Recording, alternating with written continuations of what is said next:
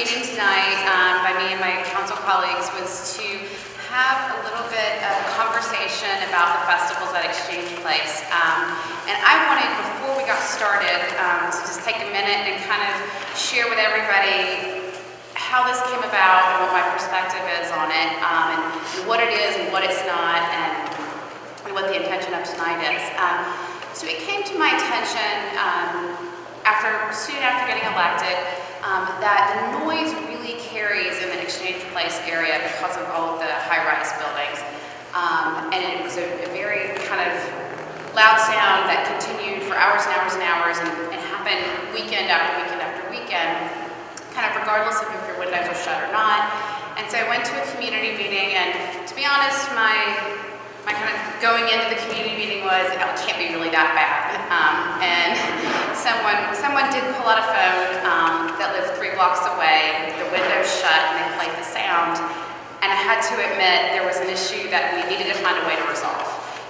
It was too loud, and I had to think if it was my mother or my relative that was living there, how would I want to be treated? And so I started having, I kind of acknowledged the problem at that point, and I started having some meetings with folks inside the city government to say, what are some good solutions, right? Because we want to be able to, this is the most beautiful area in all of Jersey City. It's our waterfront. We have a beautiful park on Grundy Pier. We have the nice view of Manhattan.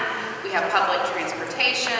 This is kind of the gem of our city, and it's something that we want to cherish, and we want all parts of Jersey City and all cultures and festivals to be able to appreciate. At the same time, it's become a lot more of a neighborhood community. It was intended to be an office community, but we've built several high-rises there that house people, and so the makeup of the neighborhood has changed, and so how can we balance this?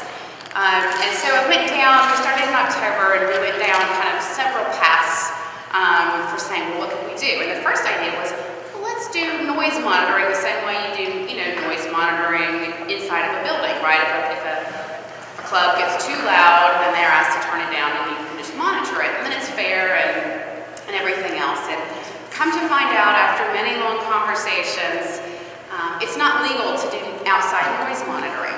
And somebody came up with a suggestion of limiting the hours to 10 p.m. on Friday and Saturday, and to 8 p.m. on Sunday through Thursday. And I said, okay, well, I'll try that. Didn't really hear any feedback from any of my council colleagues or anything at the time. And then when we introduced it, obviously there were some concerns with the community, and we wanted to pull it and have an opportunity to have a conversation. I don't think at all that has to be the solution that we put in place, and so this is an opportunity for us to talk about what the problem is, what some potential solutions are, and just kind of come together as a community. And I think, whatever we come out with here today as the best solution that works for everybody, that's what we can do. So, okay, so this meeting is being recorded, so there's a microphone here, right here. And so if anybody wants to come up and share their thoughts and their opinions and your perspective, please come on up.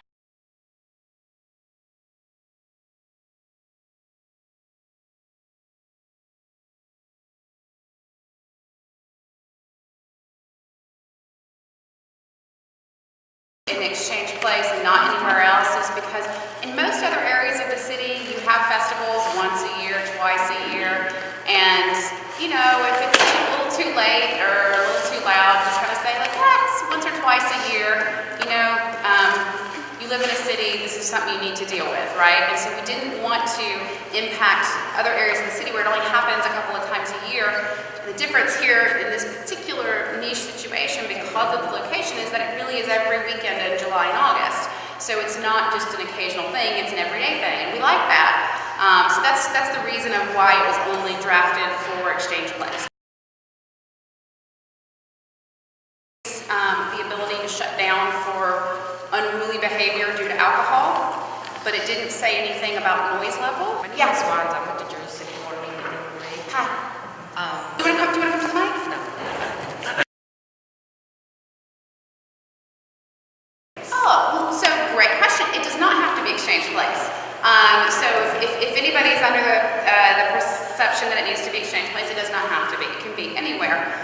I think, you know, some of us think a great area would be Liberty State Park. So it limits the hours in Exchange Place. It pulls the stop time from midnight to 10 p.m. on Friday and Saturday, and it pulls the stop time from 11 p.m. to 8 p.m. on Sunday through Thursday.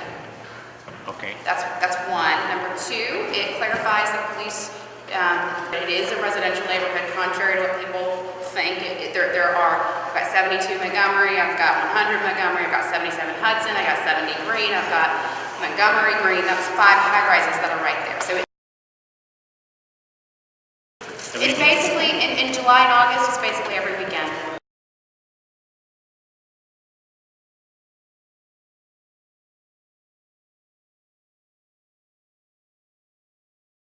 How would I want to be treated? And so I want to find a solution that works for everybody.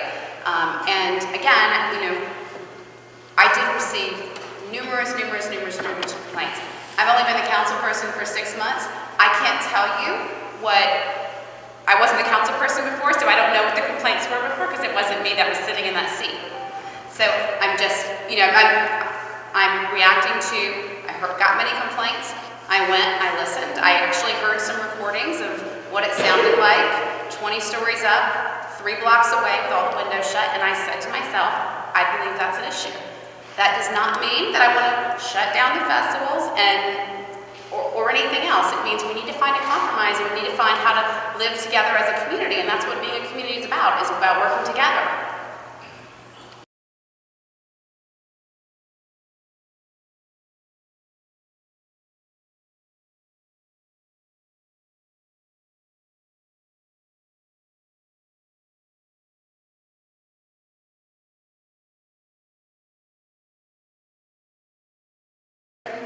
Okay, I'm not sure what Henry Lee, I apologize. I don't want this to be confrontational. I don't know who Henry Lee is. I live in historic Polizook.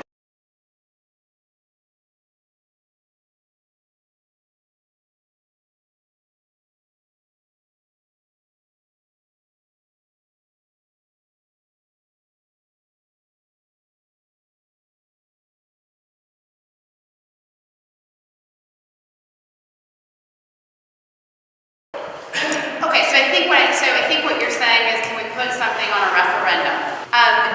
The purpose of tonight was to talk through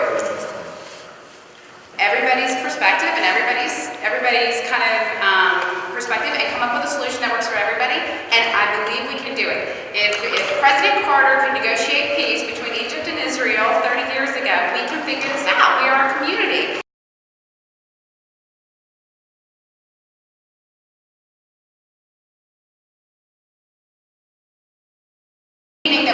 So in city council, we give permission for city streets. We can't give permission for a state park. I'm the one myself from the council person down in Rivera who opposing this because I want you guys to be here so we can have a meeting where we can discuss about this ordinance. I don't want to pass this ordinance without you guys knowing it's going to be a slap in